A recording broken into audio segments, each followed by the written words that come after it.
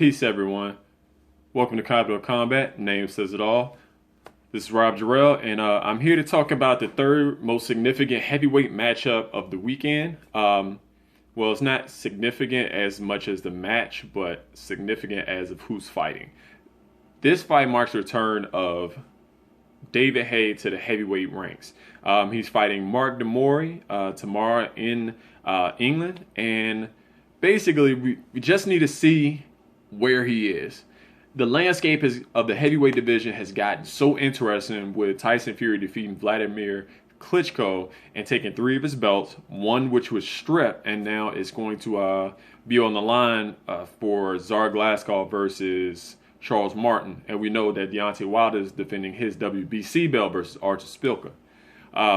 So basically, we've got to see. This is another interesting name. You know, we got Szpilka, Wilder, Povetkin, Klitschko, Fury, Parker, Anthony Joshua, Dylan White, Malik Scott, Amir Mansour, Gerald Washington, Andy Ruiz, Erkan Tepper when he comes back from suspension. Then we know we have David Price coming back. Robert Helenius made his return. He's been fighting fairly often. And it's just going to be real interesting with throwing David Haye in there, because we know he has the skill, the athleticism, the speed, and the power to defeat a lot of guys. Oh, and I'm sorry, I don't know if I mentioned, but Povetkin as well.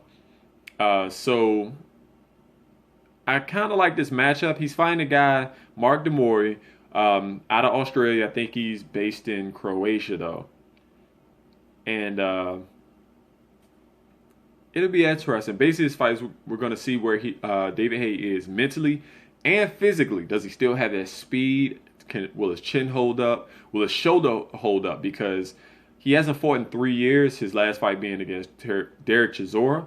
He was supposed to fight Tyson Fury either last year or the year before, and his shoulder wasn't fully healed. And he was training. Apparently, he was training pretty hard, and all of a sudden, boom, hurt his shoulder again. So that's why he's been out. And this guy, Mori, who has a kind of a nice record of 31-2. But I've seen some of the videos, I've seen his competition. Most of the guys he's fought are barely over 500, and a couple of guys who are undefeated, but they were like 2-0.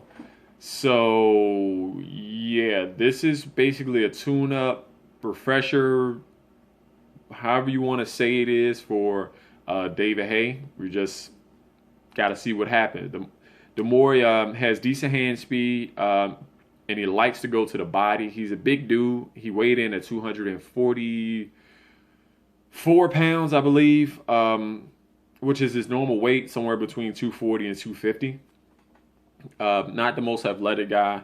I don't think he has very quick movement, and we know that David Haye does. Now, David Haye weighed in at 227 pounds, 227 and a half pounds, which is the heaviest that he has weighed in any of his matchups. He normally weighs in somewhere between 210 and 215, maybe as high as 220 every now and again.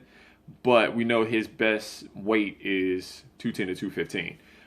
So that could come with age, that could come with inactivity, that can come with him just wanting to put on the muscle to compete in the heavyweight division.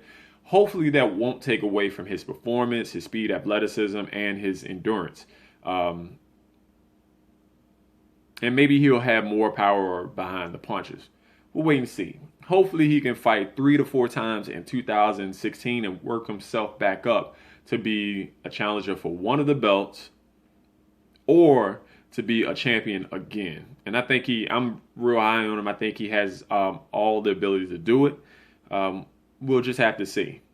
If you got any questions, just feel free to hit us up at Gmail, capitalcombat@gmail.com, Facebook, Capital of Combat, Instagram, Capital Combat, Google+, Capital Combat. And check out the preview video that we're putting out, Deontay Wilder versus Artur Szpilka, and Tsar Glasgow versus Charles Martin. That's all I got for you guys. Until next time. Peace.